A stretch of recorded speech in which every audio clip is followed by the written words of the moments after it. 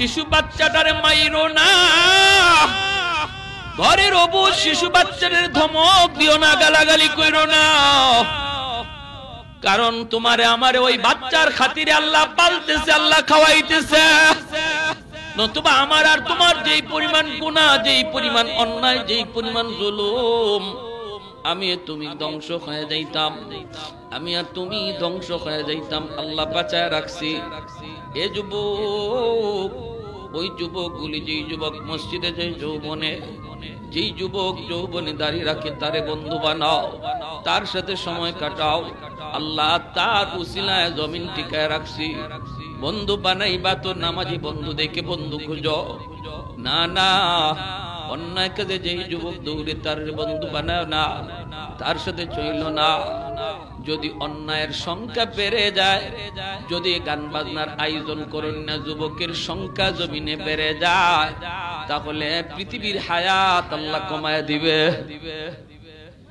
পাঁচটার হলো বৃদ্ধ বাবাজিদেরকে মায়া কইরো, শ্রদ্ধা কইরো, ইজ্জত কইরো।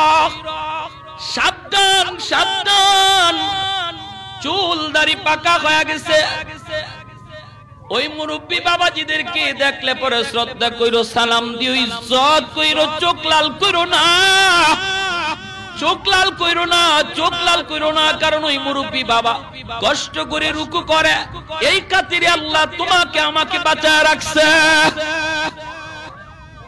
মুরব্বীদেরকে আল্লাহ নিজে মায়া করে, আল্লাহ নিজে মায়া করে, মুরব্বীদেরকে আল্লাহ নিজে মায়া করে। এজন্যই তো হাদিস শরীফ আল্লাহর নবী বলেন, একজন দাড়ি পাকা, চুল দাড়ি পাকা মানুষ যখন আল্লাহর কাছে হাত উঠায়, আল্লাহ পাক তখন তারে দেখে আল্লাহ লজ্জা পায়। এজন্য মুরব্বীদের হাতের দোয়া আল্লাহর কাছে কবুল হয়ে যায়। মুরব্বীদের কাছ থেকে তুমি দোয়া নিবা, মুরব্বীদের দোয়ার উসিলায় আল্লাহ তোমার সামনের জীবনের পথ সুন্দর করে দিবে, ভবিষ্যৎ আল্লাহ উজ্জ্বল করে দিবে। কোন মুরব্বীর কলিজায় ব্যথা দিয়া তুমি তোমার জীবন সাজাইতে পারবা না, পারবা না। কারণ মুরব্বীর দিলের ব্যথা আল্লাহর কাছে পৌঁছে যায়, আর যদি দিল থেকে দোয়া দেয়, দোয়াটাও পৌঁছে যায়। আলী রাদিয়াল্লাহু তাআলা আনহু মসজিদে নববীতে নামাজের জন্য বের হইছেন। ইমাম হলেন আমার আপনার নবী রহমতুল্লাহ।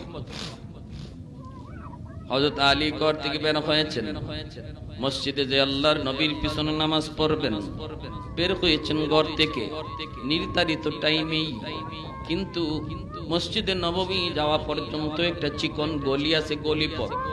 এই গলিপথটা এত চিকন, একজন গেলে আর একজন আইতে পারে না, আরেকজনের গায়ে টাচ লাগে, একটু সরায় যাইতে হয়।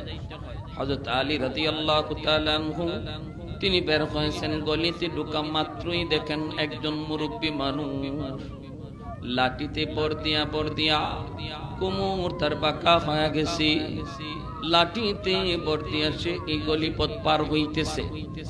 এখন হযরত আলী চিন্তায় পড়ে গেলেন, আমি যদি আল্লাহর নবীকে প্রথম রাকাতেই নবীকে ধরতে হয়, তাহলে আমাকে একটু দ্রুত যাওয়া লাগবে, আর তাড়াতাড়ি গেলে এই মুরব্বী চাচাকে একটু ধাক্কা দিতে হবে, অথবা বলতে হবে একটু সাইড দেন,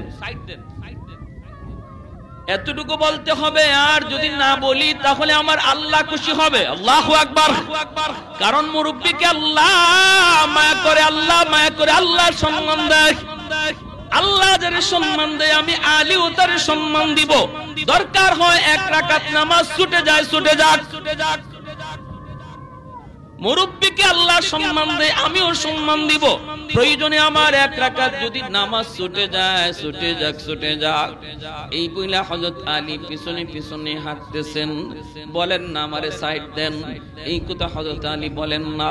কিন্তু আল্লাহর কাছে হযরত আলীর এই আমলটা এত পছন্দ হয়েছে, নবী নামাজে দাঁড়ায় রুকুতে চলে গেছেন, রুকুতে চলে গেছেন।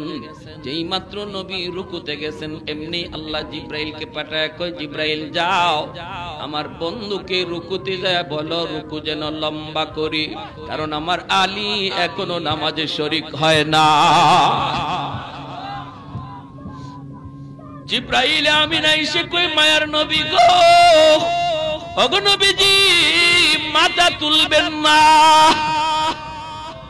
ওগো নবী মাথা তুলবেন না, কারণ আপনার আলী এখনো রাস্তায়। আল্লাহ নবী নামাজের ভিতরে অবাক হয়ে গেলেন। আলীর জন্য আল্লাহ আমারে নামাজ লম্বা করতে কয়, রুকু লম্বা করতে কয়, যেন আলী রাকাত পাওয়া হয়। নামাজে নবীজি আর কিছু বললেন না, কথা বলা তো যায় না। নবীজি রুকু লম্বা করতেছেন, জিবরাইল আমিন নবীর পাশে দাঁড়ায় রইছেন। যেই মাত্র আলী